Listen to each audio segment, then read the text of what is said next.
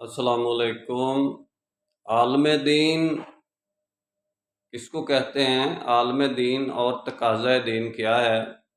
کیا یہ دونوں الگ چیزیں ہیں؟ کیا دین کوئی اور تقاضا کرتا ہے، عالم دین کوئی اور قسم کا علم رکھتا ہے؟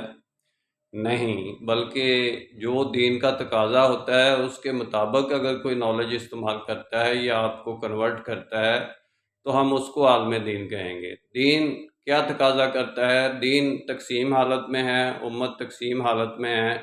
یہ تقاضا کرتا ہے کہ اس کو یونائٹ کیا جائے، امت کو وحدت میں لایا جائے۔ دین نظام ہے، عالم دین نظام کا یعنی کہ نظام ہی نہیں ہے تو پھر عالم دین کہاں سے ہو گیا؟ یعنی اسلام ہی نہیں ہے۔ سب سے پہلے وہ نظام کی طرف دیکھے گا، جو عالم دین ہوگا وہ نظام کی طرف دیکھے گا اور اس کو یونائٹ کرے گا، اور اگر وہ تقسیم حالت میں یہ کام نہیں کر رہا تو وہ عالم دین نہیں ہے۔ اس کو ہم عالم دین نہیں کہیں گے۔ وہ اپنے لڈو پیڑے بنا رہا ہے، وہ اپنے مٹھائی کی دکان چلا رہا ہے، وہ عالم دین نہیں ہے۔ وہ اپنے کام چلا رہا ہے، اپنی زندگی گزارنے کا کوئی بندوبست کر رہا ہے، روزی روٹی چلا رہا ہے، اس کو ہم عالم دین نہیں کہیں گے۔ میرا کام اسلامک ورلڈ کی امن اور یونائٹی کا ہے۔